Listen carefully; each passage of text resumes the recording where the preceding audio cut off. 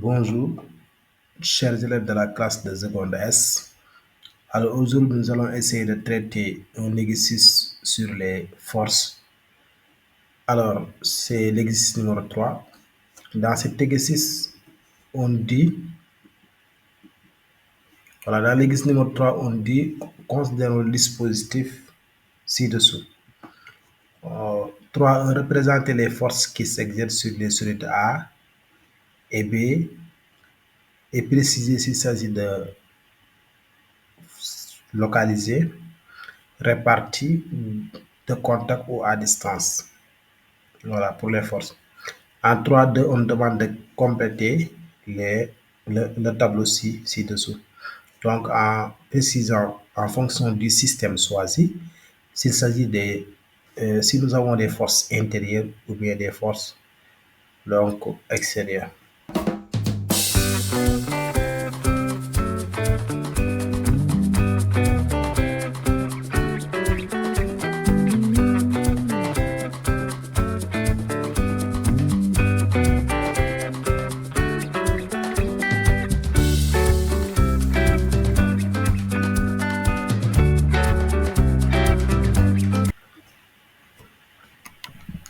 Alors ici, nous avons notre dispositif qui est là, qui est composé donc d'un système poulie.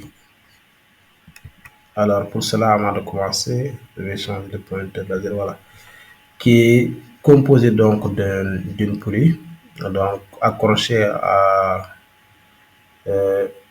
d'une masse B. Ici, nous avons une masse A.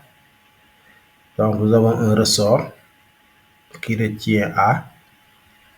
Alors, nous avons ici le plan incliné d'un angle alpha. Alors,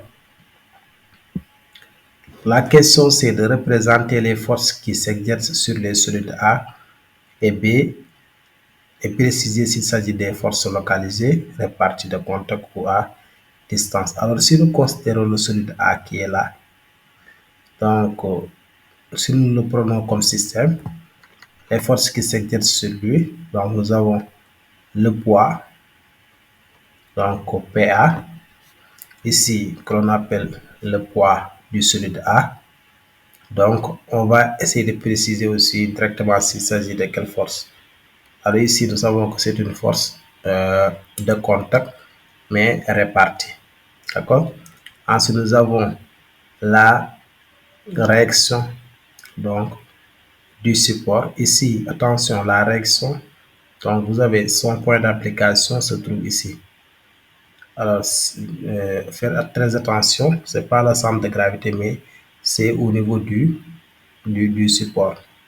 Alors, et c'est perpendiculaire, donc passant par le centre de gravité.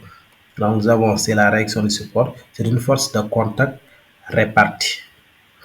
Ensuite, nous avons la tension du fil.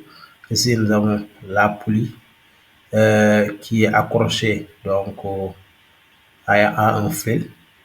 Ici, nous avons TFA qui est la tension. Donc, il tire le solide A. Alors, c'est une force localisée. D'accord? C'est une force localisée. Ensuite, c'est pas encore fini. Nous avons aussi le ressort. Le ressort ici, si le solide A veut descendre, c'est le ressort qui le repousse. Est-ce que vous avez compris? Donc, c'est juste ça. Donc, ici, nous avons T, R, qui est la tension du ressort. Mais ici, dans notre cas, il faut comprendre que le poulie tire, le fil tire ici, TFA, mais aussi, de l'autre côté, nous avons TR qui tire. Donc, ici, TR, donc c'est la tension du ressort, donc qui est une force localisée. Voilà, donc pour le solide A, c'était ça. Donc nous avons 4 forces ici.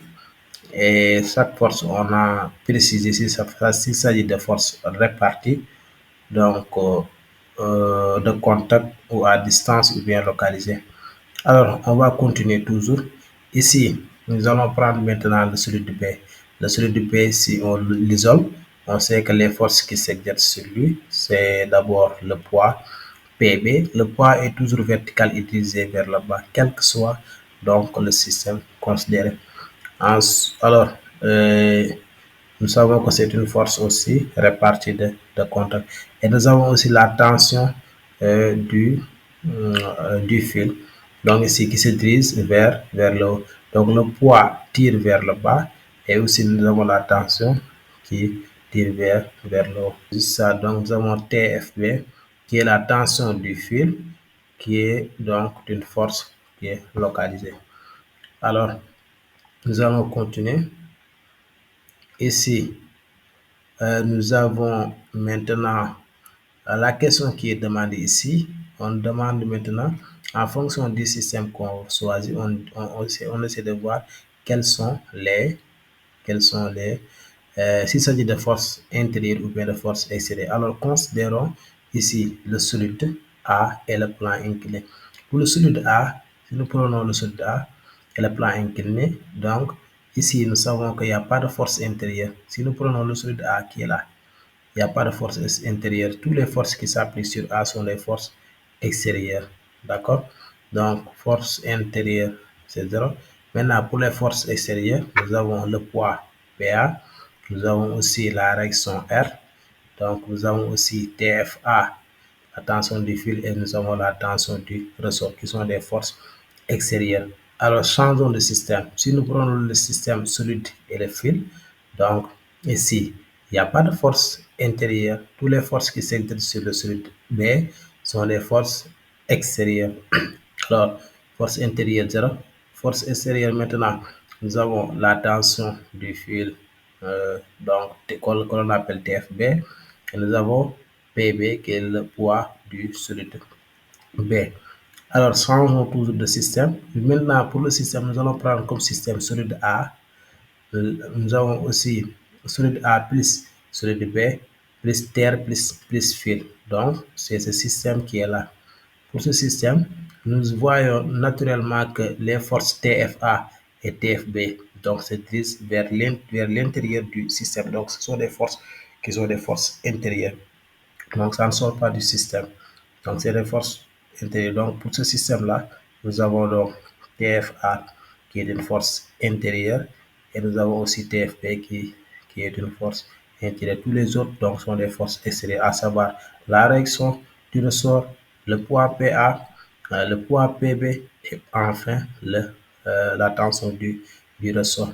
Et maintenant, si nous prenons comme solide A, solide B, plus fil, plus ressort, c'est-à-dire nous prenons l'ensemble en réalité comme l'ensemble comme système. Alors, si nous prenons l'ensemble comme système, nous avons TR qui sera une force intérieure.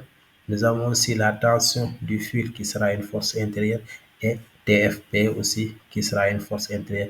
Et pour les forces extérieures, donc nous avons la réaction du support, nous avons aussi le poids PA, le poids PB